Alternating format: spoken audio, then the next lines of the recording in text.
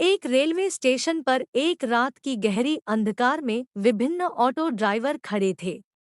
आवागम के साथ ही ये ड्राइवर यात्रीगण को उनके गंतव्यों की ओर ले जाने का काम कर रहे थे। जैसे जैसे रात बढ़ी, ज्यादातर ड्राइवर अपने घरों की तरफ रवाना हो गए, जिसके परिणामस्वरूप घाट स्टेशन पर सिर्फ थोड़ी भीड़ बची।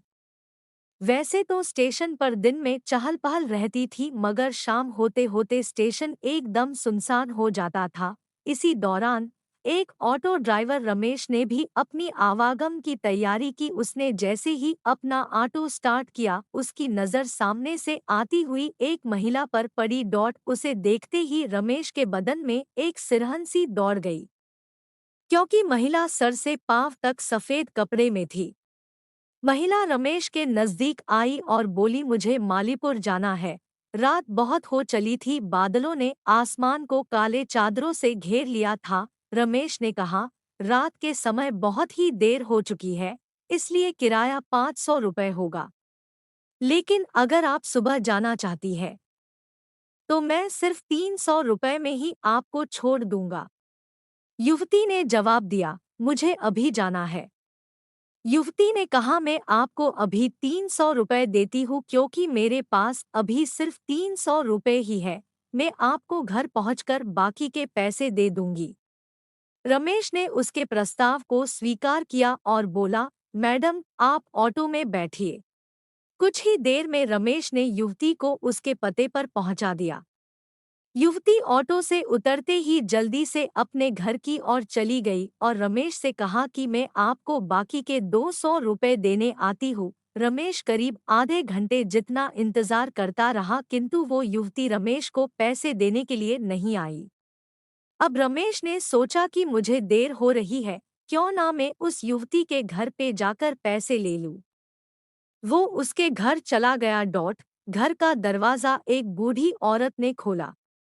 रमेश ने उससे कहा कि एक मैडम यहाँ ऑटो से आई थी, उन्हें मुझे मेरे 200 रुपये देने हैं। वो अब तक पैसे लेकर बाहर नहीं आई। बूढ़ी औरत ने हैरानी से पूछा, कौन मैडम? यहाँ तो मैं और मेरे पति के अलावा और कोई नहीं रहता है। हाँ, मेरी बेटी पहले रहती थी, लेकिन वो 3 सालों से यहाँ नहीं रह रही है। रमेश बोलने लगा, क्यों, अब वो कहाँ रहती है? मैंने शायद आपकी ही बेटी को यहाँ तक छोड़ा है। आप एक बार अच्छे से देखिए। बात करते करते अचानक रमेश की नज़र सामने दीवार पर गई। वहाँ उसी लड़की की तस्वीर लगी हुई थी, जिसे वो ऑटो में बैठा कर लाया था। रमेश ने बूढ़ी औरत से पूछा, वो दीवार पर जिसकी तस्वीर लगी है, वो आपकी बेटी है? बूढ़ी औरत ने जवाब दिया, हाँ, वो ही मेरी बेटी है। क्यों, क्या हुआ? तुम ऐसे क्यों पूछ रहे हो? जवाब सुनते ही रमेश बोल पड़ा, माता जी, मैंने कहा था न कि मैं आपकी बेटी को ही घर लाया हूँ। यही मेरे साथ ऑटो में बैठकर आई थी। आप अब जल्दी से मेरे पैसे दे दीजिए।